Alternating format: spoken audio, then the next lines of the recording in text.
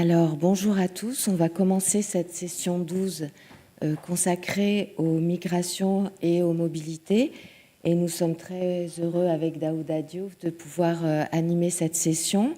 Donc, session qui se présente de manière très riche puisqu'on a à la fois une pluralité de contextes et de sociétés qui vont être abordées et de la part aussi d'une pluralité de points de vue parce qu'on a à la fois des personnes qui sont des acteurs du soin, des chercheurs, des responsables associatifs. Donc ça nous fait un panel qui est assez riche et qui commence justement par Françoise Linard qui va nous parler de la santé mentale des migrantes, ce qui est assez remarquable en fait qu'une session sur migration et mobilité débute par ces questions de santé mentale qui ont été assez peu abordées in fine et qui, comme on va le voir, sont tout à fait fondamentales dans les expériences et les trajectoires des personnes du départ à l'arrivée. Donc merci Absolument. à Françoise Linard. Merci.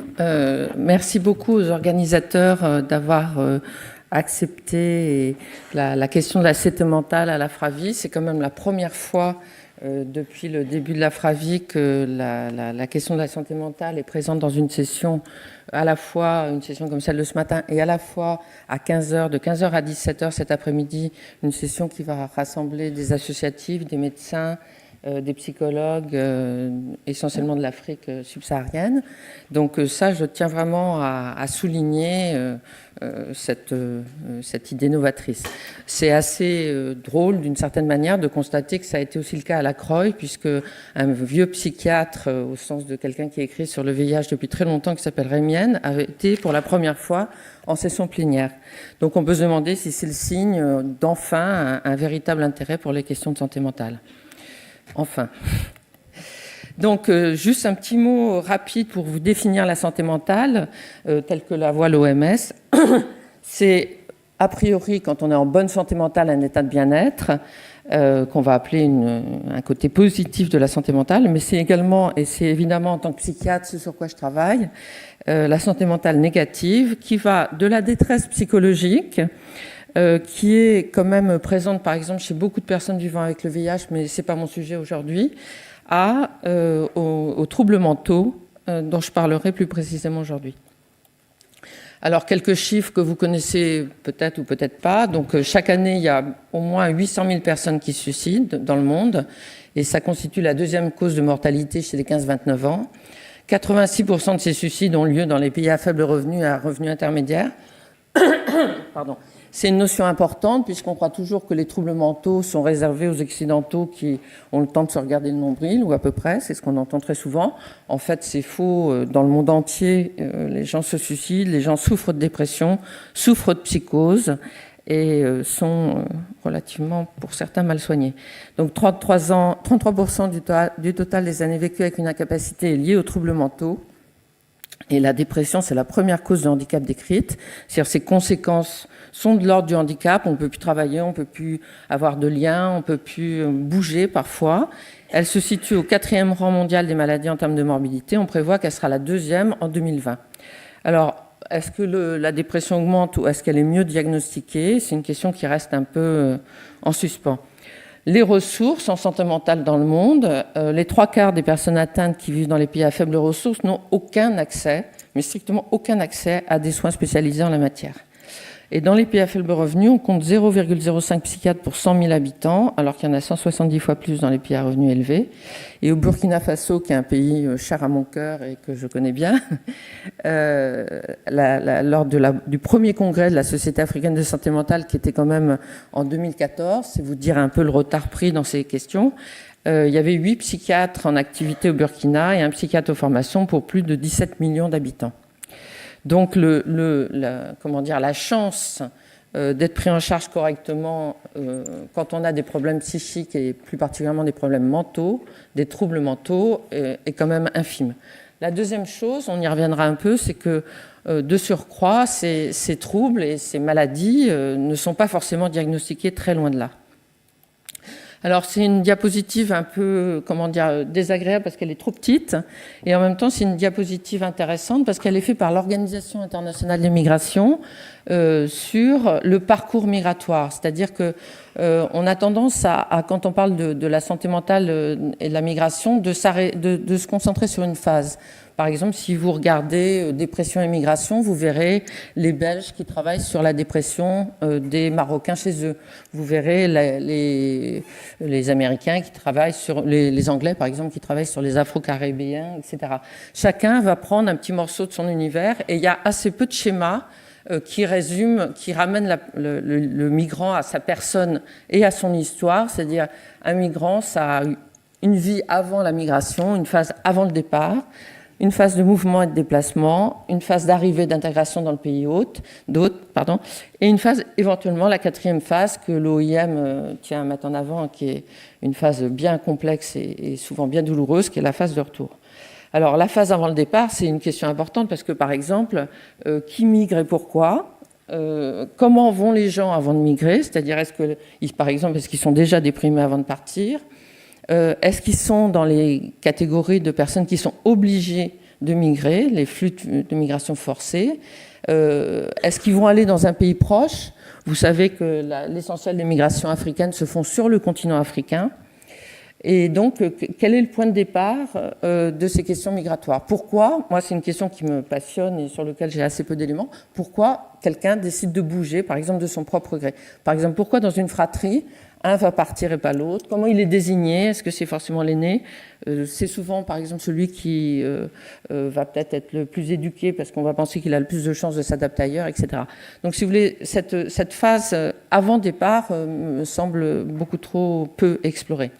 La phase de mouvement déplacement, alors elle est extrêmement diverse puisque ça peut aller de 1 heure d'avion à 3 ans de déplacement, ce qu'on appelle la transmigration, c'est-à-dire d'aller d'un pays à un autre, par exemple d'aller du Mali en Algérie, de s'arrêter 1 an en Algérie, de repartir vers le Maroc, d'essayer de passer en Espagne, etc.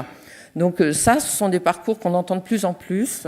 Moi, j'ai un peu travaillé pour l'Organisation internationale de l'immigration au Maroc. Alors là, c'est vraiment très caractéristique des migrants qu'ils reçoivent et qu'ils prennent en charge, c'est-à-dire ce voyage qui parfois prend 2 ans, 3 ans, avec des installations temporaires dans les pays visités, enfin, dans lesquels ils séjournent plutôt. Ensuite, ces phases de mouvement de déplacement sont quand même le lieu pour certaines migrations. Je parle essentiellement, évidemment, vous l'avez compris, des migrations d'Afrique subsaharienne. Je ne connais pas du tout, par exemple, il y a des migrations de Philippins, des migrations dans d'autres pays, etc., que je ne connais pas du tout. Donc, je me suis plutôt focalisée sur ce que je connais le mieux, c'est-à-dire l'Afrique subsaharienne. Et donc, c'est des mouvements en groupe ou individuels, les déplacements, c'est vraiment également le lieu de tous les dangers. Par exemple, la traversée du désert avec les attaques, les gens qui se font dépouiller 1 fois, 2 fois, 3 fois, qui se font taper, qui se font éventuellement violer, que ce soit femmes ou garçons, etc. Donc, dans les phases d'arrivée, d'intégration dans le pays hôte, évidemment, ça dépend beaucoup des politiques migratoires. Ça dépend aussi beaucoup de la manière dont on va traiter le migrant sur place, c'est-à-dire est-ce que, par exemple, il va être soumis à des systèmes d'exploitation, voire de traite, le statut légal et l'accès aux services, la langue et les valeurs culturelles. Par exemple, quelle est la flexibilité linguistique et culturelle des services? Par exemple, dans l'Afrique, on voit une grande différence quand les pays francophones accueillent des anglophones comme les Nigérians, par exemple. Je pense à l'accueil des Nigérians au Maroc, qui est extrêmement compliqué. Et puis, d'une manière générale, et ça, c'est quelque chose sur lequel j'aurais malheureusement pas le temps de venir, en tout cas de parler, c'est la séparation de la famille et de l'entourage de manière générale, et même l'apprentissage dans toutes ces phases d'une forme de chacun pour soi. C'est-à-dire, par exemple, même quand les gens se déplacent en groupe, au moment de passer une frontière, ça va être du chacun pour soi. On va dire celui-là n'est pas passé, celui-là est passé, etc. La durée du séjour dans le pays, ça peut être 3 jours, 3 heures, et puis ça peut être 1 an, 2 ans, etc. Et la phase de retour, sur laquelle je ne reviendrai pas, c'est soit un retour volontaire dans le cas de gens qui, par exemple, ont vécu en France et reviennent vivre plus ou moins dans leur pays, soit un retour forcé, une expulsion, ou bien un retour décidé au décours d'un échec, c'est-à-dire la migration s'est mal passée, la personne n'a pas eu de travail, elle a des conditions de vie absolument déplorables et elle décide de revenir. Alors, juste pour dire un mot là-dessus, ça correspond très souvent à une honte, un rejet du milieu d'origine, une dévalorisation, une déconsidération, beaucoup d'états dépressifs. On n'y reviendra pas. Voilà, donc comment on définit les migrants? Comme je suis la première à parler, je pensais que c'était quand même un peu utile de dire de quoi on parle. Donc les migrants vont être définis par les raisons de leur migration, ça peut être économique, politique, climatique de plus en plus. Leur statut juridique, être en situation régulière ou irrégulière, demandeur d'asile ou réfugié, leur spécificité en relation avec des critères de vulnérabilité, les femmes, les victimes de violences, par exemple les victimes de violences au départ, ça peut être les mariages forcés, ça peut être les mutilations génitales, l'orientation sexuelle, évidemment on pense au LGBTI, l'âge, il y a quand même un certain nombre aujourd'hui de mineurs non accompagnés ou mineurs isolés, MNA, mineurs non accompagnés ou mineurs isolés. Le cas le plus compliqué aujourd'hui, c'est les mineurs marocains à la Goutte d'Or, sur lequel les gens qui travaillent ont beaucoup de difficultés, mais il y a par exemple un centre Croix-Rouge, le LAO à Taverny, qui accueille des enfants qui ont été vraiment ballottés parfois pendant justement toutes ces routes migratoires. La maladie, les victimes de traite, il y a des récits dans des thèses ou dans des choses comme ça de comment les jeunes filles au Nigeria sont entre guillemets attrapées et se retrouvent sur la route et ensuite dans des situations de prostitution. Mais également donc la culture, la langue et la religion. Alors, un exemple les gens quand même s'interrogent sur tout ça, un exemple de circonstances de la migration, c'est une communication qui avait été faite justement dans un congrès de psychiatrie africaine par une équipe sénégalaise qui racontait comment dans un village à côté de Dakar, c'était les femmes qui participaient à envoyer leur jeune fils dans la mer, en pensant que la mer était une forme de vectrice de l'abondance dans la communauté Lebou. Et hélas, sur ces pirogues, il y a quand même un certain nombre de personnes qui meurent. Et ensuite, il y a les veuves de ces jeunes hommes, il y a les femmes qui ont participé à financer ce départ, qui se retrouve dans une espèce de cascade d'échecs et de douleurs tout à fait importante. Là, c'est quelque chose d'un peu plus gai. Il y a un article très intéressant de Francesco Vacciano qui s'appelle « À la recherche d'une citoyenneté globale, l'expérience des adolescents migrants en Europe », où il raconte quelque chose d'adolescence, c'est-à-dire comment il y a toujours cette pulsion de vie, ce désir d'ailleurs. J'ai appelé ça des désirs d'horizon. C'est un spectacle en ce moment de danse de Salias à nous, et voilà, il raconte comment la mobilité, qui devrait être une de nos libertés fondamentales, apparaît comme le principal vecteur de possibilités, parce que les immigrants viennent montrer à quel point ils ont un bonheur immédiat, ostentatoire, et que en miroir, les jeunes se sentent immobiles, coincés, sans perspective, sans avenir, et ils ont envie, eux aussi, d'aller dans le vaste monde. Alors les troubles mentaux, évidemment, la migration a un effet significatif sur le développement de troubles psychiques. C'est lié aux conditions de migration, aux conditions de vie, l'exposition à des événements traumatisants et la vulnérabilité spécifique de cette population. Alors, ce qu'on constate aussi, c'est que des réfugiés développent des mécanismes d'adaptation négatifs, c'est-à-dire qu'au lieu d'arriver à s'intégrer, etc., leur dépression mène au repli, et certains qui souffraient de troubles mentaux les voient augmenter, et d'autres commencent à présenter des troubles mentaux. Alors, je vais passer un peu vite parce que j'ai que 2 minutes. Donc, la population, par exemple, l'équipe qui pour moi fait le plus gros travail sur ces questions-là, à la fois sur un plan théorique et un plan pratique, c'est l'équipe du COMED, puisqu'ils redéfinissent par exemple le syndrome post-psychotraumatique, qui réfléchissent sur ce que les femmes subissent, etc. Donc, les tableaux dépressifs sont plus fréquents chez les exilés en situation de détresse sociale et les personnes déboutées de leur demande d'asile. Pour aller un peu à l'essentiel, le statut légal, administratif, est vraiment au cœur de la difficulté d'arriver, puisque tant qu'il n'y a pas de sécurité externe, administrative, il n'y aura pas de sécurité interne psychique. C'est-à-dire c'est vraiment la condition sine qua non pour arriver à se poser et à ce moment-là pouvoir évoquer ce qu'on a vécu, etc. Par exemple, imaginez qu'on va parler avec quelqu'un qui risque de s'en aller de ses traumatismes, de ses viols, etc. C'est une illusion, et c'est aussi une illusion assez dangereuse, puisqu'on risque au contraire de faire céder les défenses psychiques que la personne a mis en place pour tenir le coup. Donc, est-ce que les gens sont plus déprimés, plus anxieux? Oui, donc j'étais obligée de passer très vite. Mais par exemple, ils peuvent l'être avant de partir. Il y a le travail de Doris Bonnet, etc., dans les quartiers périphériques de Ouaga, où on voit que déjà des gens sont déprimés dans les pays d'où ils viennent.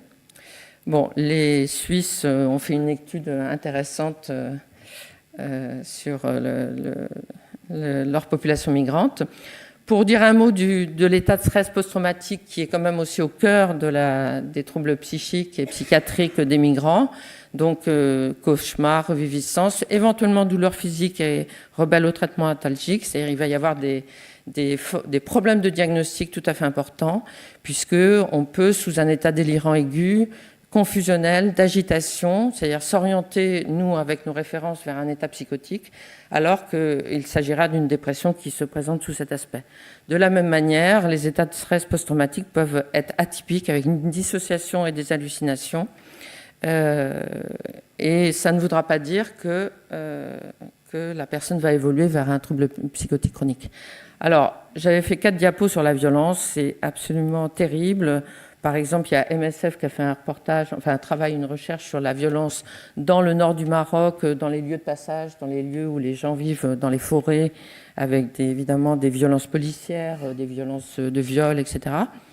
Par exemple, 697 survivantes de violences sexuelles au Maroc, 41% évidemment sont déprimés, anxieux et présentent des états de stress traumatique. Alors, pour finir, je vois Sandrine inquiète. Qu'est-ce qui émerge quand on commence à parler avec les migrants hors des questions de violence et de stress post-traumatique? La question de la grande culpabilité des enfants laissés au pays, avec toute cette inquiétude parce que les enfants sont parfois laissés dans des situations difficiles, avec des sociétés qui sont parfois, en particulier dans les grandes villes, un peu délitées. C'est-à-dire comment on s'en occupe, est-ce qu'on s'en occupe bien, est-ce que si j'envoie plus d'argent, comment iront mes enfants? Le maintien difficile des liens à distance, la nostalgie qui est toujours une forme d'idéalisation, c'est-à-dire d'imaginer qu'il y a toujours un ailleurs meilleur, l'engagement financier, que ce soit pour le départ, la dette, pour nourrir les enfants, pour nourrir les familles, l'absence de travail, voire le déclassement, puisqu'un certain nombre de migrants arrivent avec des diplômes conséquents et pour la très grande majorité d'entre eux, ils ne peuvent pas les utiliser. La déshumanisation, c'est-à-dire tout ce qui est du côté par exemple, les noms d'animaux, la vente, etc., et les phénomènes d'acculturation. Voilà, donc je vous laisse lire ce petit passage de Philippe Claudel, qui raconte bien ce que vivent les migrants qu'on rencontre. Voilà, merci.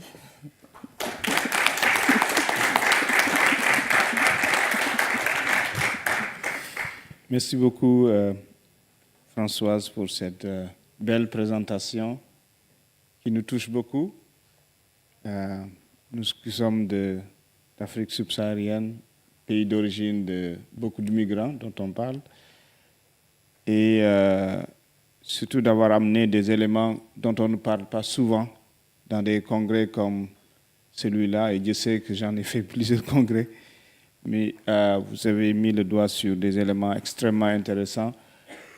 Je propose que nous prenions 2 questions pour éviter d'attendre jusqu'à la fin pour prendre des questions, ce qui nous fait courir le risque de perdre le fil des sujets importants qui ont été présentés.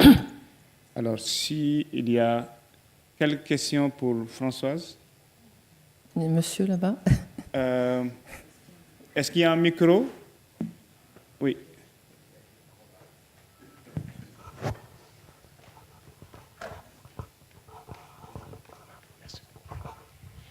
Il y a une question là-bas. Et nous aurons après besoin d'un micro par ici, à gauche. Merci Françoise pour ce très bel exposé. On aurait bien aimé te donner plus de temps. Merci. Moi aussi. Je suis d'accord avec Daouda sur le fait que ces thématiques-là sont vraiment sous-exploitées, je dirais, dans nos réunions. Est-ce que dans ton expérience de collaboration avec les pays d'Afrique subsaharienne, notamment, que tu sillonnes depuis pas mal d'années, est-ce que tu vois poindre une réflexion structurée? Qu'est-ce qui se passe par rapport à ces thématiques-là? Est-ce que des réponses structurées sont à l'œuvre actuellement? Voilà, où est-ce qu'on en est d'une réponse ou d'un début de réponse à ces questions autour de la santé mentale des migrants? Alors, c'est vraiment un petit peu en parallèle de ce qui se passe ici. C'est-à-dire, c'est une thématique qui émerge. Il y avait une session migration au 2e congrès de santé mentale à Abidjan. Il y a le professeur Yeo Tenena qui est là, qui parlera peut-être de tout ça cet après-midi. Ce qui est intéressant, c'est aussi les psychiatres se mettent à réfléchir là-dessus, les psychiatres, psychologues, infirmiers psychiatriques, c'est-à-dire l'ensemble des participants à ce genre de conférence. Et je crois que je vous ai coupé le début de la réflexion sur la migration des Lebou, mais ça commençait par, avec ce magnifique style africain, je dirais, pour mettre fin à ce fléau. C'est-à-dire qu'en plus, la migration, dans certaines conditions, est vécue extrêmement douloureusement. C'est-à-dire voir des jeunes partir comme ça, dans des choses d'idéalisation. Évidemment, il y a l'idée d'une prévention qui se met en place. Et en même temps, quand on discute avec les gens, justement, par exemple, de l'Organisation internationale des migrations qui prennent toutes ces personnes en charge, elles expliquent bien que l'idéalisation, le rêve, est aussi une condition de vie quand on est dans une misère absolue. C'est-à-dire que imaginer qu'il y a un ailleurs formidable, où peut-être on arrivera. Et en contrepoint de ça, il y a un interview de Arnaud Vess, je crois, je ne sais plus quand, sur le fait que dans certaines conditions, les migrants qui sont ici deviennent fous. C'est-à-dire littéralement fous, explosent dans des crises d'agitation, etc. C'est-à-dire que cet échec de prévention mène, j'allais dire, à une souffrance qui part du pays jusque chez nous, quoi. Mais oui, il y a une réflexion qui s'amorce, absolument. Merci beaucoup. Je crois que oui. Nous avons une question. Bonjour, Nicolas Vignet, médecin à Seine-et-Marne. On n'a pas beaucoup parlé des réponses à apporter à ce constat plutôt inquiétant. Moi, je travaille sur un territoire où, quand bien même on s'intéresse aux problématiques de santé mentale, on les détecte. En fait, on est dans l'incapacité d'apporter une réponse satisfaisante, parce que la psychiatrie en France est quand même en grande souffrance. Et puis, il y a beaucoup d'endroits où les personnes ne sont pas disposées, enfin, où la psychiatrie n'est pas disposée à prendre en charge de manière satisfaisante les personnes migrantes avec leurs problématiques spécifiques. Moi, par exemple, il y a un CMP qui refuse de prendre en charge des personnes non francophones. On a des délais de rendez-vous qui sont complètement délirants, alors qu'on a des personnes qui ont des terreurs nocturnes, qui ont un besoin de prise en charge immédiate. Et puis, il y a une insuffisance de moyens chroniques. Donc, la question aussi, au-delà du constat, c'est qu'est-ce qu'on fait pour avancer en France, parce que finalement, on va être en capacité de convaincre les personnes qui sont en première ligne en soins primaires, mais on est dans une grande difficulté pour avoir une réelle prise en charge psychiatrique des troubles, que ce soit le syndrome de stress post-traumatique ou les troubles anxio-dépressifs. Je partage complètement votre constat, hein. Je pense que, hélas, ça concerne la psychiatrie en général. Et évidemment, les plus vulnérables des vulnérables seront encore moins bien reçus que tout le monde. Ce qui se passe dans certains établissements, par exemple, je pense justement au lieu d'accueil et d'orientation de Taverny, qui est un centre Croix-Rouge, c'est des supervisions. C'est-à-dire d'essayer que les personnes, par exemple les éducateurs, etc., bénéficient de supervision, ce qui permet d'étendre ou de réfléchir à une prise en charge qui puisse être, d'une certaine manière, un peu déléguée, même si ça demande aussi d'autres moyens. Et puis ça demande aussi des moyens en interprète professionnel, enfin ça... Moi, je partage votre constat. Et là, quand on arrive à prendre les gens en charge, d'abord, c'est long, c'est compliqué, c'est forcément multidisciplinaire. On ne peut pas travailler tout seul. On travaille forcément avec des assistantes sociales, des lieux d'accueil, etc. Donc c'est extrêmement chronophage, lourd, etc. On le fait pas bien. Il y a quand même quelques équipes qui travaillent bien. Je pense à une équipe à Strasbourg, Thierry Bobert. Enfin, il y a quand même des points en France où les gens réfléchissent beaucoup. C'est assez paradoxal, quoi. Voilà. Merci. Je vous demandais Merci encore. d'applaudir Françoise. Merci beaucoup. Merci beaucoup, Françoise. Nous allons donc enchaîner sur une autre présentation qui sera faite par Annabelle Degré-Dulou. Elle va aussi nous parler des femmes.